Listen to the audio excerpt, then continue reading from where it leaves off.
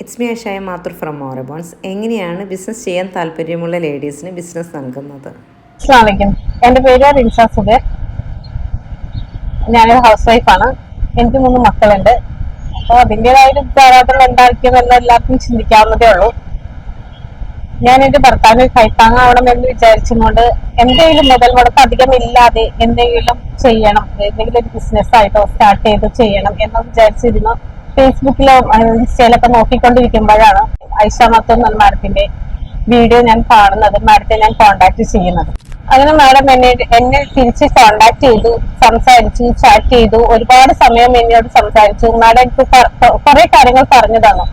നമ്മൾ മുന്നോട്ട് പോകണമെങ്കിൽ ഒരു കാഴ്ചയോട് നമ്മൾ മുന്നോട്ട് ഉറച്ചു വെച്ചെങ്കിൽ മാത്രമേ നമ്മൾ മുന്നോട്ട് പോകൂ എന്നുള്ള കാര്യം എന്നോട് മാഡം പറഞ്ഞു തന്നു.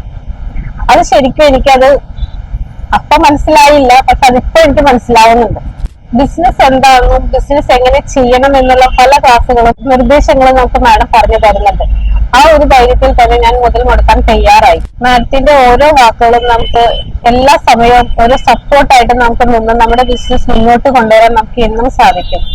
ഈ ഓറിബോൺ ഫാമിലിയിൽ നിൽക്കാൻ എനിക്ക് ഒരുപാട് സന്തോഷത്തോടെ ഞാനിതിൽ മുന്നോട്ട് പോകാൻ എനിക്ക് സാധിക്കുന്നു. എൻ്റെ പേര് സന്ധ്യ. ഞാൻ വീട് കൊല്ലത്താണ്, തൃക്കാക്കരയാണ് ഇപ്പോൾ താമസം. ഞാൻ അവിടെ ജോലി ചെയ്യുകയാണ്, ഹൗസ് മെയ്ഡായിട്ട് വർക്ക് ചെയ്യുന്നു. അവിടെ ജോലി ചെയ്തുകൊണ്ടിരിക്കുമ്പോഴാണ് ഒരു എക്സ്ട്രാ ഇൻകം കൂടി പ്രതീക്ഷിച്ചിട്ട് ഇങ്ങനെ യൂട്യൂബിൽ സെർച്ച് ചെയ്യുന്ന സമയത്താണ് ഈ ഒരു വീഡിയോ കാണുന്നത്. ഞാൻ ആ വീഡിയോ കണ്ടിട്ട് മാഡത്തിനെ കോണ്ടാക്ട് ചെയ്തു.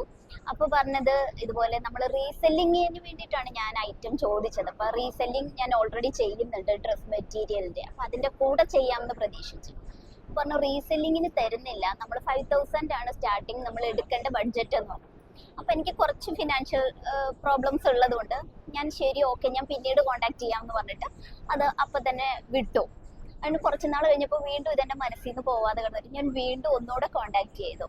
അപ്പോൾ 15,000 ആണ് ഫസ്റ്റ് നമ്മൾ ഒരു ഇതുള്ളത്, പിന്നുള്ളത് 25 എന്ന് പറഞ്ഞു.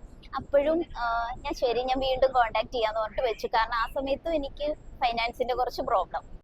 അത് കഴിഞ്ഞിട്ട് പിന്നെ 1 മാസം കൂടി കഴിഞ്ഞപ്പം എന്തായാലും ഇപ്പൊ 2 തവണയായി, എന്നാ ഒന്നുകൂടി ഒന്ന് ട്രൈ ചെയ്ത് നോക്കാം, ഫസ്റ്റ് കുറച്ചെടുത്ത് നോക്കാം എന്നുള്ള ഒരു പ്ലാനില് വീണ്ടും ഞാൻ കോണ്ടാക്ട് ചെയ്തു. അങ്ങനെയാണ് ഞാൻ ഫസ്റ്റ് ഓർഡർ കൊടുക്കുന്നത്. മെറ്റീരിയൽസ് വന്നു, ഞാൻ ഫസ്റ്റ് ഒരു കസ്റ്റമറിന് കൊടുത്തു. അവര് നേരിട്ട് അപ്പൊ തന്നെ അവര് ഐറ്റം കണ്ടിട്ട് എന്നോട് പോസിറ്റീവായിട്ടൊരു റിപ്ലൈ പറഞ്ഞു. അപ്പൊ എനിക്ക് തന്നെ തോന്നി കുഴപ്പമില്ല, എന്തായാലും കുറച്ചുകൂടി മുമ്പോട്ട് പോയി നോക്കാം, പറ്റിയില്ലെങ്കിൽ ഇത്രയല്ലേ ഉള്ളൂ എന്ന് തോന്നിയിട്ടാണ് ഞാൻ ഫസ്റ്റ് മുന്നോട്ട് പോകുന്നത്. പക്ഷെ ഇപ്പൊ ഞാൻ ഹാപ്പിയാണ്. എനിക്ക് 1.5 മാസത്തേക്ക് ഒരു 9,000 സംതിങ് രൂപയുടെ സെയിൽ ഉണ്ടായിരുന്നു. കൊണ്ടുപോയ കസ്റ്റമർ ആരും ഇതുവരെ ഒരു നെഗറ്റീവായിട്ടൊന്നും ഇതുവരെ പറഞ്ഞിട്ടില്ല. അത് തന്നെയാണ് മുന്നോട്ട് പോകാൻ എനിക്ക് ഇപ്പോൾ ഉള്ളൊരു പ്രചോദനം എന്ന് പറയുന്നത്. അപ്പൊ നിലവിൽ ഇതുവരെയുള്ള ഒരു ഇത് വെച്ചിട്ട് ഞാൻ വളരെ ഹാപ്പിയാണ് ഓറിബോൺസിനോടൊപ്പം. ഇനി മുന്നോട്ടും ഓറിബോൺസിന്റെ കൂടെ പോകാൻ തന്നെയാണ് എൻ്റെ തീരുമാനം.